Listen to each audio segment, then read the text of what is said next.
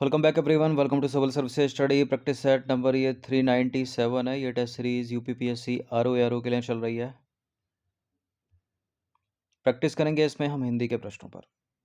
इस test series की playlist बना रखी है, वहाँ पर आप टेस्ट नंबर 1 से लेकर 397 जो भी नया टेस्ट आएगा वहाँ तक पहुँच सकते हैं। यूपीपीएससी आरओ का सेकंड पेपर जो होता है वो हिंदी का होता है। उसमें 60 प्रश्न आते हैं। 60 प्रश्न के लिए 6 टॉपिक हैं। एक टॉपिक से 10 प्रश्न बनते हैं और निगेटिव मार्किंग भी है इसमें 1/3 की, जीएस में भी 1/3 की, हिंदी में भी 1/3 की। पहला प्रश्न निम्नलिखित में से अवनी का विलोम शब्द क्या होगा? मोक्ष, कोप, शहर, अंबर। आसान सा विलोम युग्म। शहर का तो गांव होगा, ठीक है। अवनी का मतलब होता है धरती, तो अंबर इसका हो जाएगा विलोम। देखिए अंबर यहाँ पर उचित विलोम शब्द होगा, अन्य विलोम असंगत हैं। अवनी सही विलोम, अवनी का सही विलोम अंबर होगा। अवनी का अर्थ होता है धरती और अंबर का होता है आकाश। अन्य विकल्प मोक्ष, मोक्ष का विलोम होगा बंधन। कोप का विलोम होगा कृपा, शहर का गांव। ये नंबर इस पर कॉल या व्हाट्सएप करके फुल टेस्ट सीरीज प्राप्त कर सकते हैं यूपीपीसीएस और आरओ की। स्वतंत्रता का विलोम शब्द है, आसान सा प्रश्न। परतंत्र, गुलाम, अस्वतंत्रता, पराधीनता। स्वतंत्रता का सही विलोम शब्द यहाँ पर हो जाएगा पराधीनता। तो स्वतंत्रता का विलोम शब्द होगा पराधीनता। और जो शब्द उल्टा अर्थ बताते हैं उनको बोलते हैं विलोम शब्द। स्कूल में पढ़ा होगा आपने। अन्य विकल्प यह है शब्द और यह है विलोम। परतंत्र, परतंत्र का अपोजिट या विलोम होगा स्वतंत्र। गुलाम का आजाद, स्वाधीनता का सही पराधीनता। निर्निमेष का आशय है, किसको बोलते हैं निर्निमेष? आंख बंद रखना, पलक बार बार गिराना, एकटक देखना, पलक बार बार उठाना। इंपॉर्टेंट है ये। निर्निमेष होता है बिना पलक गिराए हुए, यानी जो अपनी पलकों को ना गिराए। तो पलक बार बार उठाना, पलक बार बार गिराना, आंख बंद रखना, यानी एकटक देख रहा है वो, ना उसकी पलक ऊपर जा रही है ना नीचे। तो सी है इसका आंसर। तो निर्निमेष का आशय है एकटक देखना। निर्धन निमेष, निर्निमेष यह है इसका संधि विच्छेद। अर्थ क्या है? जिसकी पलक ना गिरे, यानी स्थिर दृष्टि। इंपॉर्टेंट यहाँ पर एक और चीज होती है, आंखें पर्यायवाची। विलोचन, लोचन, नयन, दृग, नेत्र, चक्षु, अक्षि, अंबक, दृष्टि।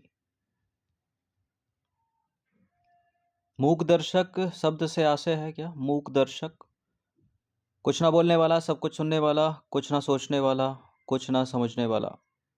मूक दर्शक, कुछ ना बोलने वाला या प्रतिक्रिया ना करने वाला व्यक्ति, ये है इसका आंसर। देखिए मूक दर्शक शब्द से आशय है कुछ ना बोलने वाला या प्रतिक्रिया ना करने वाला व्यक्ति। प्रतिक्रिया, क्रिया के विरोध में होने वाली घटना।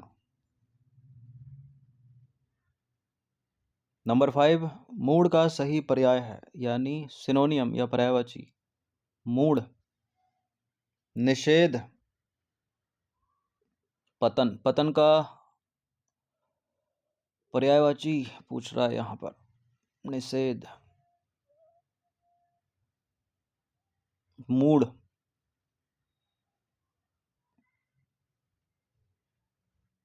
मूड का जो सही पर्यायवाची होगा वो हो जाएगा यहां पर अज्ञ, ठीक है। मूड का अर्थ क्या होता है? मूर्ख, अज्ञ, अज्ञानी, बेवकूफ, नासमझ, अनभिज्ञ, अनाड़ी। मूड या अज्ञ का विलोम क्या होता है? विज्ञ होता है। इस चीज को याद रखिएगा, ठीक है। तो मूड का अर्थ क्या हो गया? अज्ञ। अज्ञ जो मूर्ख है, अज्ञानी है, बेवकूफ है, अगर इसका विलोम पूछता तो विज्ञ होता। एक दंत किसके लिए पर्यायवाची शब्द है? एक दंत हिरण के लिए, गणेश के लिए, दांत के लिए, मुख के लिए। एक दंत या गजानन या गणेश, बी। तो गणेश के पर्यायवाची हैं एकदंत, गजानन, गणाधि, लंबोदर, विनायक। गर्हित पर्याय है किसका? भीतरी भाग, मीठा, घिनौना, घनिष्ठ। गर्हित, गर्हित यानी गर्हित यानी घिनौना, तो गर्हित, घिनौना, विभत्स, गंदा, घृणित, घृणास्पद। घन के लिए सही पर्याय होगा वारी, बादल, तालाब जिसकी भुजाएं सात, सात नहीं सात भुजाएं, तो है तो। घन यानी बादल, ठीक है, तालाब नहीं, बारी नहीं, तो घन का पर्यायवाची है बादल यानी मेघ यानी बारीधर, जलधर, वारिद।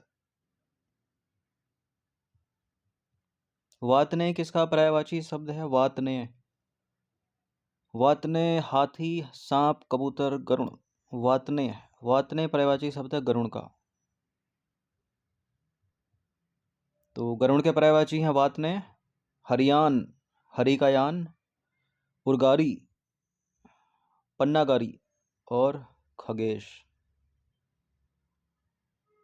शशि पर्यायवाची शब्द है शशि, शशि, शशि, शशि। शहद नहीं है, सागर नहीं है, चंद्रमा से। शशि, शशांक, निशानाथ, इंदु, सुधाकर, ये सब चंद्रमा के पर्यायवाची हैं। स्कूल से पढ़ते आ रहे होंगे, हिंदी पढ़ी होगी तो। सूर्य तनया किसका पर्यायवाची शब्द है? सूर्य तनया, सूर्य तनया गंगा का पर्यायवाची शब्द नहीं है, सूर्य तनया है यमुना का पर्यायवाची यानी जमुना। बी है इसका आंसर। बहुत पूछते हैं कालिंदी को, अर्कजा को, सूर्य सुता को, सूर्य तनया और तरणीजा को याद रखिए, कृष्णा इंपॉर्टेंट है। ये सब यमुना या जमुना के पर्यायवाची हैं। 12वां प्रश्न है, पर्यायवाची की दृष्टि से निम्नलिखित में से कौन सा एक मिसमैच है यानी गैर सुमेलित है, यानी सुमेलित नहीं है। वारी के सामने सलिल लिखा है, वैदेही जानकी यानी सीता जी हो गई। टीका, व्याख्या, ओघ, बिखरा हुआ। देखिए, बारी यानी सलिल यानी पानी, वैदेही यानी जानकी सीता जी, टीका करना, टिप्पणी, व्याख्या, ठीक है। ओघ इकट्ठा, बिखरा हुआ नहीं, बिखरा हुआ नहीं होता। ओघ का मतलब एक तरह से कलेक्ट, ठीक है, यानी जमाव। तो जल के पर्यायवाची हैं तोय, पानी, वारी, नीर, सलिल, अंबु, पेय, जीवन। जानकी यानी सीता जी, वैदेही, जनक सुता, जनक तनया, जनकात्मजा।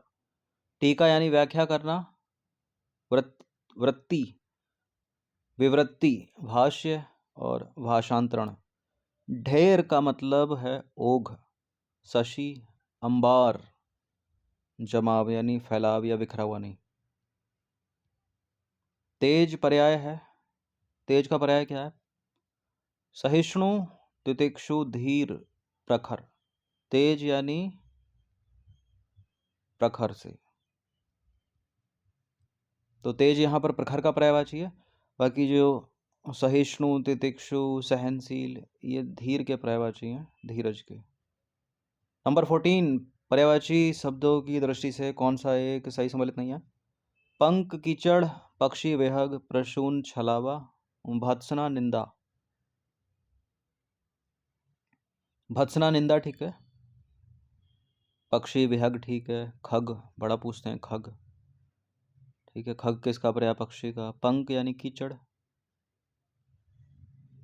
ठीक है। पंख, वोल्कानो, अभी कुछ दिन पहले पढ़ाया था, प्रश्न बनाया था उस पर। पंख या मड वोल्कानो, अंडमान निकोबार में। प्रसून का पर्यायवाची छलावा नहीं है। प्रसून, प्रसून का मतलब है पुष्प, ठीक है। सुमन, कुसुम, फूल, ललांत। नंबर 15, भौरा का पर्याय किससे है? विशिक से, अली से, लंपट से, गुप्तचर से। देखिए, लंपट यानी हो गया मूर्ख, तो इससे तो होगा नहीं। गुप्तचर यानी भेदी, जासूस। वृश्चिक यानी बाण या तीर, अली, भौरा, भवरा, अली। देखिए, भौरे के पर्यायवाची अली बड़ा इंपॉर्टेंट है, बहुत पूछा गया ये। और मधुराज, भ्रमर, भ्रग, मधुप, मधुकर। लंपट यानी भ्रष्ट, जासूस गुप्तचर हो गया, और बाण या तीर या विशिक।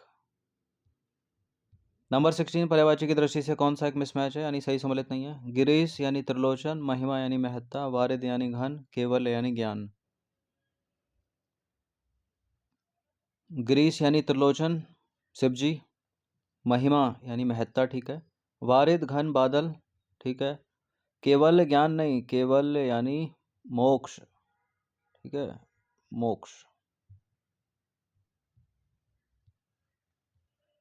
तो महादेव यानी शिव जी, शंकर जी, हर, महेश, गिरीश, त्रिलोचन, भूतनाथ।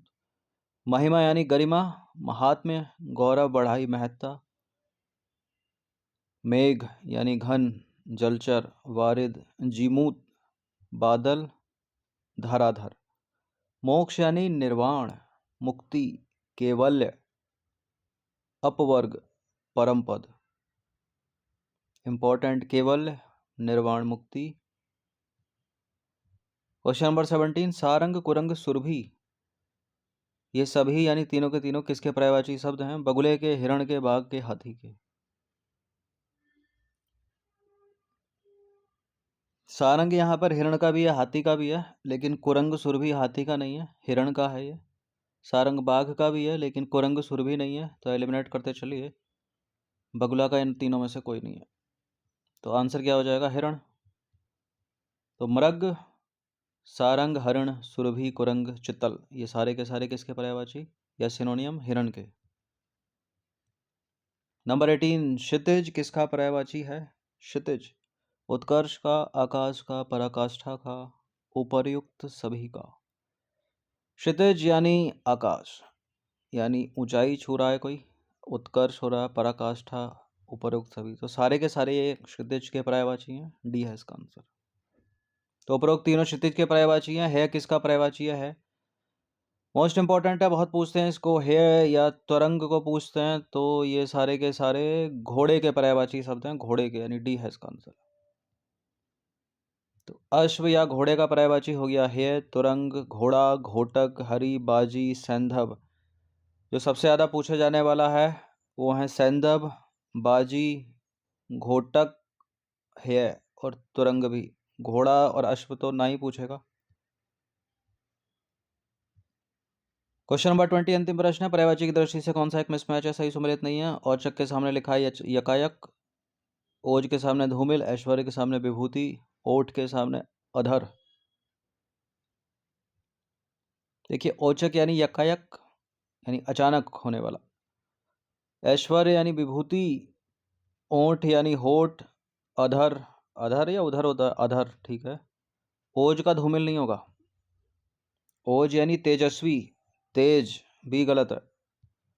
तो ऐश्वर्य यानी समृद्धि, विभूति, ओज यानी तेज, शक्ति, बल, ओट यानी अधर, होठ, ओस्ट, इंग्लिश में लिप्स, और ओज यानी अचानक, यकायक और सहसा। तो 20 ये हिंदी के इंपॉर्टेंट प्रश्न थे, इनकी प्रैक्टिस 1 से 2 बार कर लीजिएगा। इन सभी की आप फुल टेस्ट सीरीज प्राप्त कर सकते हैं पेड टेलीग्राम ग्रुप से जुड़कर, ठीक है। 1 टाइम पेमेंट। हर दिन प्रैक्टिस करते रहिए। धन्यवाद।